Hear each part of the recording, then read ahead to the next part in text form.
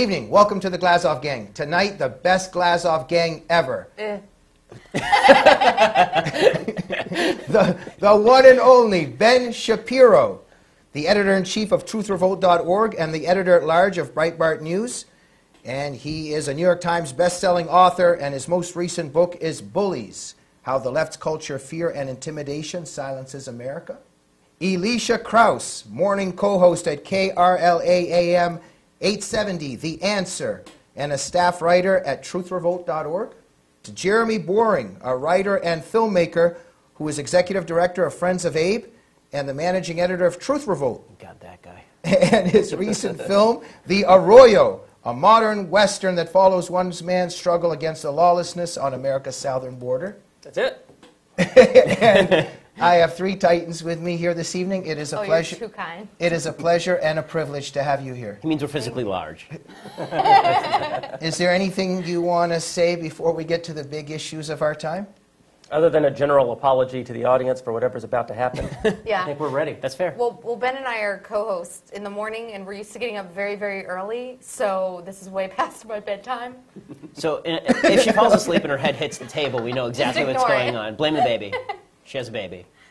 Okay, congratulations. Ben also has a baby. And Ben also, congratulations. Right, but my baby's at home with the wife, doing what women do. Okay. Barefoot. Barefoot. Thank you for joining the Glazov Gang this week. Okay, Ben Shapiro, continuing to be a hero almost every day and every night in our culture war. Ben, last night you crashed the UCLA divestment from Israel hearing.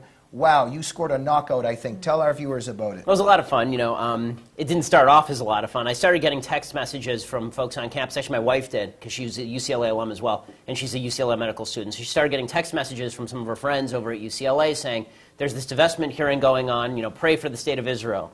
And so I started texting back saying, okay, what's going on? Is it an open hearing? How long is this thing going to be open? About 10 o'clock at night, my baby is about ready for bed. My wife's about ready for bed. I'm about ready for bed. I have to be up at 5 o'clock the next morning. And I'm thinking, do I need to go over there? And nobody's answering my text messages. So I figured, you know what? Screw this. And I got in the car, and it flashed through my head, WWABD, what would Andrew Breitbart do? And so I hopped in the Honda, the illustrious Honda Civic, and rode over to UCLA and went inside, and they were kind enough. This is like an on-the-edge-of-your-seat thriller. Oh, okay, yeah. So go ahead. Right, except without the action or the excitement. And Or the guns, because those are illegal in California. Right, exactly. And so I get there, I go inside, and it's a packed house. It's a bunch of, almost all, I would say, Palestinian activists and allies, probably 75 to 80% people who are pro-divestment from Israel. And I went up to a rabbi that I knew over there, Rabbi Gorevich, who runs the Chabad house over there. And I said to him, is there any way that I can cut in line? Because I really need to get home. And so there's a whole line, probably 100 people who are waiting to speak, because there's an open forum, everybody gets 2 minutes. And so he went to the front of the line, and there was a nice gal from Bruins for Israel who's willing to step out and let me take her place. So suddenly I was second in line. And I'm listening to these people spout about Israel and lie about Israel. A girl gets up and literally says that when she was living in the Palestinian territory, she felt like the Jews could take her out on a bus and they could pull her off the bus and shoot her in the face at any time. People accusing the Jewish state of forced clitorectomies against women. I mean, things that only happen actually in Muslim countries, but Israel is being accused of. And the Israel students, unfortunately, a lot of them they have obviously the right motives at heart, but so many of them, the way that they deal with this is by falling into kind of a quasi-defense of Israel. Israel doesn't do these things. Israel is a great state. Why would you say that Israel would do these things? And that's precisely the wrong tactic with people who are aggressively anti-Semitic, which is what these folks were. So when I had my opportunity, I stood up and I really read the Student Council, the Riot Act, and I read the crowd, the Riot Act, for daring to put such a Jew-hating measure before the Student Council, because there is only one country on earth that they would think of doing this to, and it's the Jewish state. And the Jewish state, among all other states on planet Earth, with the exception of the United States, is the most moral state on planet Earth. So for anyone to attempt to take Israel and make it the exception that people should divest from businesses that invest in Israel is not only morally myopic, it's morally flipped. It's actually morally evil to do that. And I would say, I heard the audio, it's up on Truth Revolt, and it was really brilliant. And like Ben was saying, instead of defending Israel, I think that we need to, as supporters of Israel, start calling it for what it is, and it's hatred. And when you can do that with liberals, is flip it back on them. No, I'm not the bigot. I'm not the homophobe. I'm not the anti-Semite here like you are. And kind of put that back in their court, it kind of throws them off kilter. And I would highly recommend that when it comes to discussing anti-Semitism, the term anti-Semitism is dated and it's been perverted, and the term to be used is Jew hatred, because this is what it is. It is hatred of Jews. We are going to go to the wisdom of Jeremy on this, but first we're going to show the clip of this fantastic speech, or I guess what would you call it, a criticism speech? Yeah, it's about 2 minutes long, so a speechette. Let's show the clip. Very powerful. University. I'm also a local talk show host on 870 in the morning, and I got out of bed and left my 1-month-old baby there when I saw what was going on here tonight. I've never been more ashamed to be a Bruin.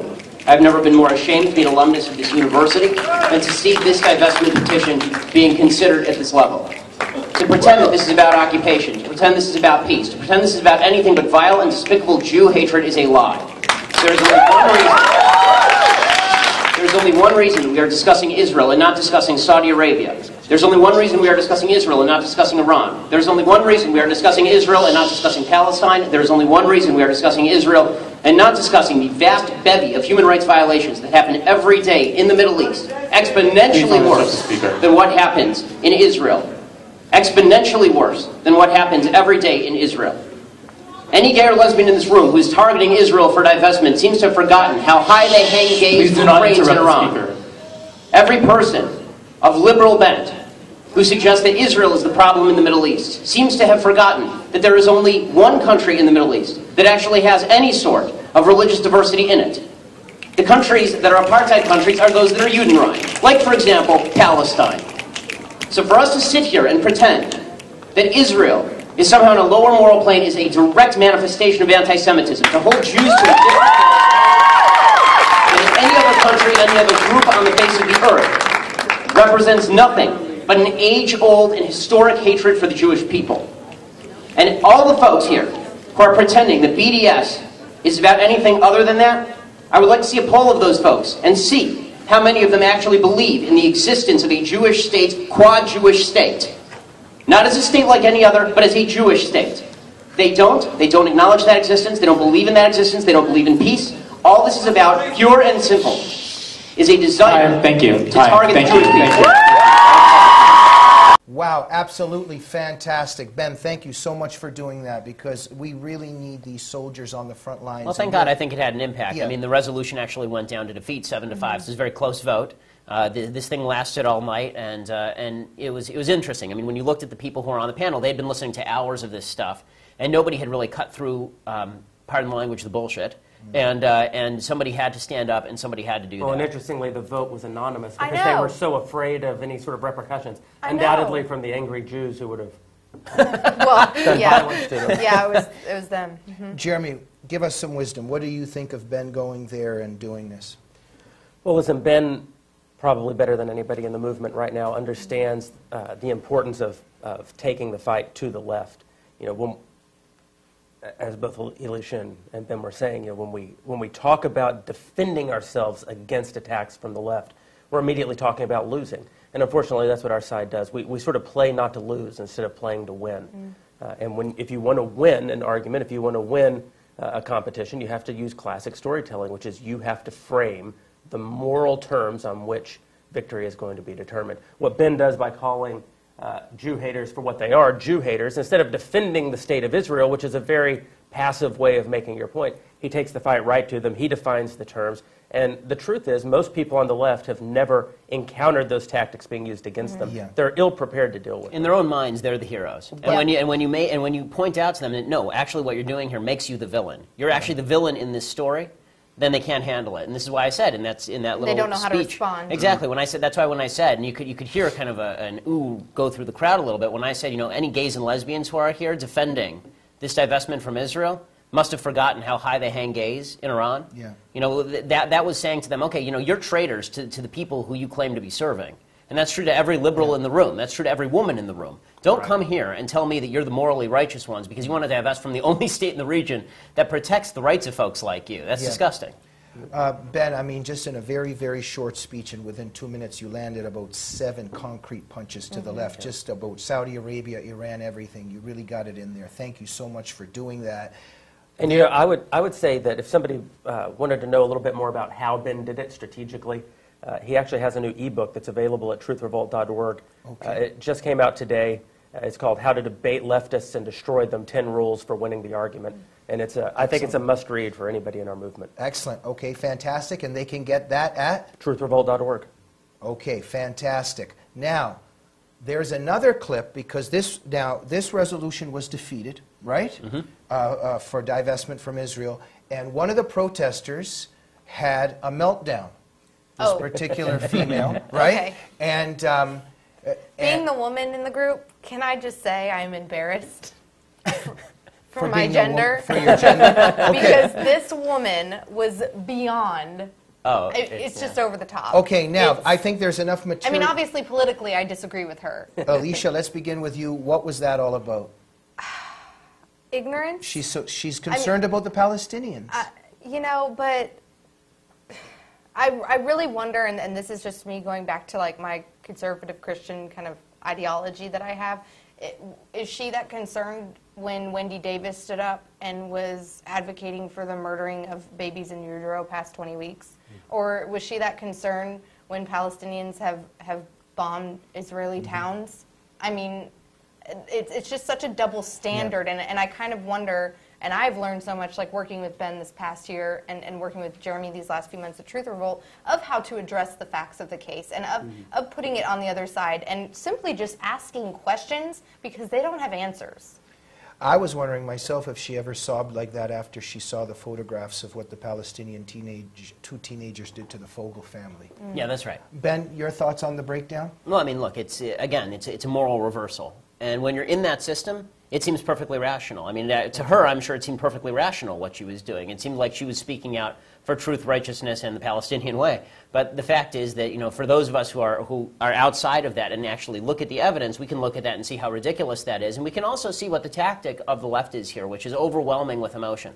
And that's why it's so important, because here's the reality. If I hadn't gone there and made a basically emotional, I mean, there was logic there too, but it was a basic emotional appeal, which is Jew hatred is wrong. For you to back Jew hatred makes you a bad person. Otherwise, this is why the pro-Israel students, I think, were losing, and I think that the Palestinian students were winning. They were all going up there telling personal stories, how I feel about this. And we live in a society, unfortunately, where feelings are valued significantly more than logic and more than evidence. And so if you don't fight on a character level, if you don't fight on a feelings level, then the girl who's crying there is rejoicing the same way probably this morning, and the vote may go the other way if there's no emotional appeal on the other side. And I think it's important not to, you know, we shouldn't mock her too much. Because she certainly felt deeply what she was there to advocate, and I think that's an important point for us. I agree with that. They stand on such a platform of unearned moral superiority. From her point of view, she just lost the most important fight in the world, and I'm sure that she's a good person, and I'm sure from her point of view, You're way too nice. No, from her point of view, she's taking a moral position. She's not an amoral person. She's just a person whose morality is completely off base. And this is such an important point. That is a failure of the right and a failure of religious people But in she this still world. I would say this is a mentally ill person that has a lot of hatred in her heart for Jews. Well, I mean, that's true, but within her own system, and this is what Jeremy is saying, Okay. every person is the hero of their own movie. That's right. Right, and for her, she's the hero of her own movie, and she just, you know, this is Act 2, where she has tragedy. Act 3 is where she emerges triumphant, of course, to a slow clap. But for everybody on Earth, even evil people think that they're doing the right thing. There are very few people on Earth who are truly evil, who think they're doing the wrong thing, who think, yeah, you know what, I'm evil and I love it. Most of them think they're doing the right thing, and that's why it's important to break through in terms of emotion from our side, because more people are swayed by emotion than are swayed by rationale. The major failure of the right is that we don't communicate the morality of our position, which is funny.